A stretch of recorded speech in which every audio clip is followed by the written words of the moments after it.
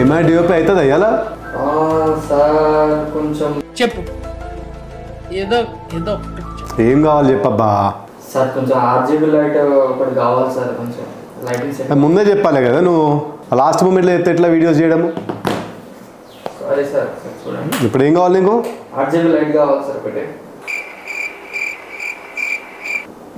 Done.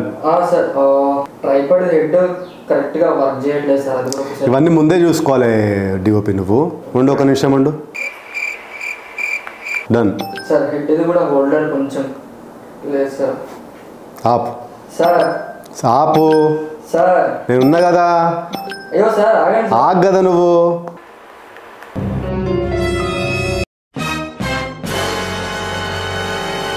Sir ఏమైంది sir, షాప్లో ఉన్నారు? ఏం చెప్తూ డిఓపి, నువ్వు 4 చెప్పినావు, నేను ఆన్లైన్లో ఆఫర్ చూసి ఎగ్జైట్మెంట్తో 40 కొన్నా.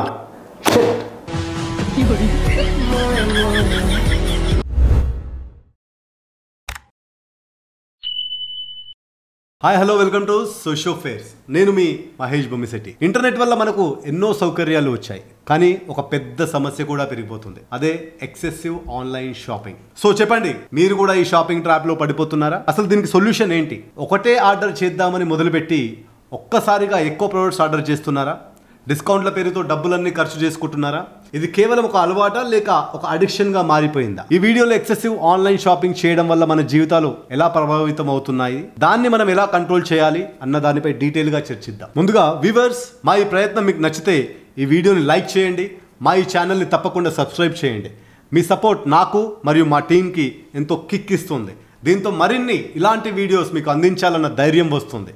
అయితే ఈ రోజుల్లో ఆన్లైన్ షాపింగ్ మార్కెట్ ఎంత వేగంగా పెరుగుతుందంటే 2024లో ఇండియన్ ఈ కామర్స్ సేల్స్ వచ్చేసి సుమారు 147.3 బిలియన్స్ గా ఉంటే, అదే 2028 నాటికి భారతదేశపు ఈ కామర్స్ మార్కెట్ విలువ 292.3 బిలియన్స్ కు చేరుకుంటుందని అంచనా. ఆకర్షణమైన డీల్స్ ఎప్పుడు అందుబాటులో ఉండడం వంటి సౌకర్యాల వల్ల మనం అన్లిమిటెడ్ షాపింగ్ చేస్తూ ఉన్నాం. ఎప్పుడైనా ఆలోచించకుండా ఆన్లైన్ షాపింగ్ చేసి తర్వాత రిగ్రెట్ అయ్యారా? హానెస్ట్ గా కామెంట్ చేయండి. డిజిటల్ ఎన్వైరన్మెంట్ మనకు అన్లిమిటెడ్ మార్కెటింగ్ మరియు ప్రమోషన్ చూపిస్తుంది. ప్రత్యేకంగా కన్స్యూమర్స్ కోసం కస్టమైజ్డ్ రికమెండేషన్ అందించి వారి మైండ్ ను ఇన్ఫ్లుయెన్స్ చేస్తూ అడిక్షన్ కోసం ఫేవరబుల్ ఎన్వైరన్మెంట్ క్రియేట్ చేస్తుంది.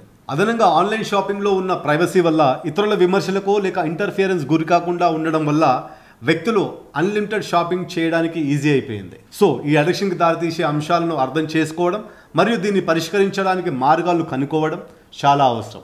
ఎండ్లెస్ డిస్కౌంట్లు మరియు ఆఫర్లు, బై 1 గెట్ 1 ఆఫర్ అని, ఫ్లాష్ సేల్ అని, లిమిటెడ్ టైం ఆఫర్ అంటూ ప్రకటనలు చూస్తూనే ఉంటాం. ఈ ఆఫర్లు మరియు డిస్కౌంట్లు మనకు షాపింగ్ చేసేందుకు మరింత ఉత్సాహాన్ని కలిగిస్తాయి. ఈ తగ్గింపు ధరల వలలో పడిపోయి మనం అవసరం లేని వస్తువులను కూడా కొనిస్తాం. Easy access and convenience. So అందరికీ కన్వీనియంట్గా మారింది మరియు ఈజీ యాక్సెస్ ఉండడం వల్ల మళ్ళీ వస్తువులు కొనుగోలు చేసే అవకాశం పెరిగి ఎక్సెసివ్ షాపింగ్ చేస్తున్నాం మనం. దానికి తోడు ఈజీ పేమెంట్స్ ఆప్షన్స్ కూడా మనకి ఈ ఎక్సెసివ్ షాపింగ్ చేయడానికి తోడ్పడుతుంది. ఈ రోజుల్లో ఎటువంటి వస్తువులు కొనుగోలు చేయాలన్నా చాలా ఈజీగా credit cards, no cost EMI, buy now pay later వంటి చాలా పేమెంట్ ఆప్షన్స్ మనకు అవైలబుల్ ఉన్నాయి. కాబట్టి ఇవన్నీ మన ఖర్చులను కంట్రోల్ చేయకుండా మరింత పెంచేస్తున్నాయి. సో మనకు తెలియకుండానే ఎండ్లెస్ షాపింగ్ కు గురవుతున్నాం. ప్రైవసీ మరియు సీక్రెట్ షాపింగ్. ఇక్కడ ఎవ్వరు చూడరు, ఎవ్వరు ఆపరు మరియు ఎవ్వరు జడ్జ్ చేయరు. మనం ఎవరితోనూ మాట్లాడాల్సిన అవసరం లేదు మరియు ఎవ్వరికి తెలియకుండా షాపింగ్ చేసేయగలుగుతాం అన్న థాట్స్ మనలో వచ్చి ఎక్సెసివ్ షాపింగ్ చేసేస్తున్నాం. Smart algorithms. మీరు ఏదైనా చూస్తే అలాంటి మరిన్ని వస్తువుల్ని మీ ముందుకు తెచ్చేలా ఆల్గరిథమ్స్లో పనిచేస్తాయి. అలా చూస్తూ షాపింగ్ చేస్తూనే ఉంటాం. ఫోమో. కొత్తగా విడుదలయ్యే ఉత్పత్తులపై పెద్దగా హైప్ క్రియేట్ అవుతుంది. అయితే ఆ వస్తువు ఎలాగైనా కొనేయాలన్న ఆసక్తి మనలో పెరిగి ఇప్పుడు కొనకపోతే మళ్ళీ మనం మిస్ అయిపోతాం అనే భయంతో ఇంకా ఏమీ ఆలోచించకుండా వెంటనే ఆర్డర్ పెట్టేస్తాం. Stress and emotional buying. మనకు కోపం, ఒత్తిడి, నిరాశ లేదా ఆనందం వంటి ఏ ఫీలింగ్స్లో ఉన్నా షాపింగ్ ద్వారా మన మైండ్ స్ట్రెస్ ఫ్రీ చేసుకుంటాం. ఇలా కూడా మనం ఎక్సెసివ్ షాపింగ్ చేస్తున్నాం. సో ఇప్పుడు మన అందరి జీవితాల్లో ఆన్లైన్ షాపింగ్ ఒక ప్రధాన భాగం అయిపోయింది. సేల్ వస్తుందా, డిస్కౌంట్ వస్తుందా అని చూస్తూ అనవసరమైనవన్నీ కూడా కొనేస్తున్నాం. కానీ అధికంగా ఆన్లైన్ షాపింగ్ చేయడం వల్ల చాలా ప్రాబ్లమ్స్ మనం ఫేస్ చేయాల్సి ఉంటుంది.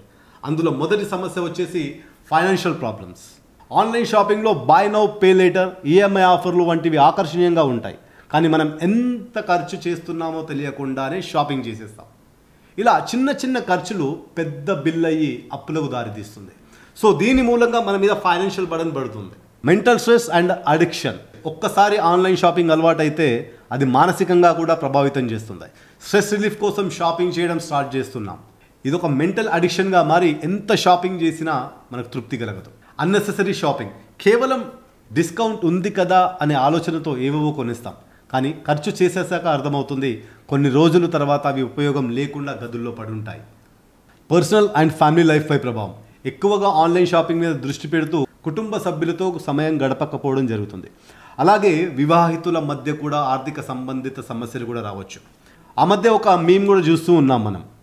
ఆన్లైన్ ప్లాట్ఫామ్ వాళ్ళు ఒక డాక్టర్ని పంపిస్తారు ఇంటికి. ఎందుకు అంటే ఈ మధ్య మీ వైఫ్ ఆర్ హస్బెండ్ ఆన్లైన్లో షాపింగ్ చేయట్లేరు.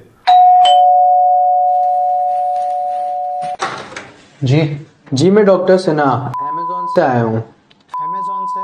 डॉक्टर कहिए। आपकी वाइफ का चेकअप करना है। मेरी वाइफ का चेकअप? क्यों, क्या हुआ इसे? लगता है उनकी तबीयत खराब है। आपको किसने कहा ऐसा? उन्होंने 3 दिन से अमेज़ॉन से कुछ भी ऑर्डर नहीं करा। సో దీన్ని బట్టి మీరు అర్థం చేసుకోవచ్చు సమస్య ఎంత తీవ్రంగా ఉందో. Data and privacy problems. ఎప్పుడు ఏదో ఒక వెబ్సైట్లో మన card details, address, phone number ఇలా అన్ని సేవ్ చేసి పెడతాం. కానీ కొన్ని వెబ్సైట్స్ మనకు తెలియకుండానే మన ఈ డేటాలను ఇతర కంపెనీలకు ఇవ్వడం కూడా జరుగుతుంది. దీనివల్ల మన ప్రైవసీకి కూడా భంగం కలగవచ్చు. ఆలోచించండి. Physical and mental health issues. ఎల్లప్పుడూ ఫోన్, ల్యాప్టాప్లలో కొత్త వస్తువుల కోసం చూస్తూ సమయాన్ని వృధా చేసుకుంటాం. అంతేకాక ఆఫ్లైన్ షాపింగ్లో ఉండే శారీరక చురుకుదనం ఆన్లైన్ షాపింగ్లో లేకపోవడం, శరీరానికి ఎక్సర్సైజ్ కూడా లేకుండా జరుగుతుంది. కాబట్టి మనలో ఆరోగ్య సమస్యలు వచ్చే అవకాశం కూడా ఉంది. సో ఈ విధంగా కూడా మనం డబ్బుతో పాటు ఆరోగ్యాన్ని కోల్పోతున్నాం.